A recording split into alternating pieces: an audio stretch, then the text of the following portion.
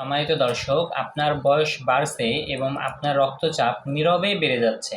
আমরা অনেকে আছি যারা আমরা বিপি অর্থাৎ ব্লাড প্রেশার কখনোই চেক করি না, মাপি না। এজন্য আমরা জানতেও পারি না যে আমাদের রক্তচাপের অবস্থাটা কেমন।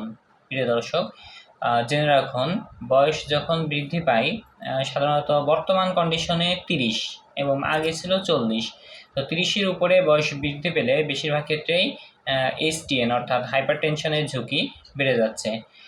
সুতরাং এই রক্তচাপ আমাদের বাড়ার কারণ হচ্ছে বয়স যত বাড়ে আস্তে আস্তে ধীরে ধীরে আমাদের রক্তনালী শক্ত হতে থাকে, ফলে রক্তচাপ বৃদ্ধি পায়। এবং রক্তচাপ যদি আপনি নিয়ন্ত্রণে না রাখেন সেক্ষেত্রে আপনার ব্লাড ভেসেলগুলো ক্ষতিগ্রস্ত হয়, রক্তনালীগুলো ক্ষতিগ্রস্ত হয় প্রিয় দর্শক। এবং ধীরে ধীরে আপনার অন্যান্য অঙ্গ প্রত্যঙ্গ ক্ষতিগ্রস্ত হয়, আপনি অন্য কোনো রোগে আক্রান্ত হতে পারেন। এজন্য আপনি অবশ্যই আপনার রক্তচাপ কত আছে মেপে দেখুন। যদি আপনার রক্তচাপ 120/80 মিলিমিটার মার্কারির ভিতরে থাকে তো দ্যাটস নর্মাল। যদি 90/60-এর নিচে যায় সেটা কিন্তু লো, এবং যদি 140/90 মিলিমিটার মার্কারি বা এর উপরে যায় সেটা কিন্তু এসটিএন অর্থাৎ হাইপার টেনশন। আপনি কি আপনার প্রেশার নিয়মিত মাপেন? হ্যাঁ অথবা না অবশ্যই আমাকে কমেন্ট বক্সে জানাবেন।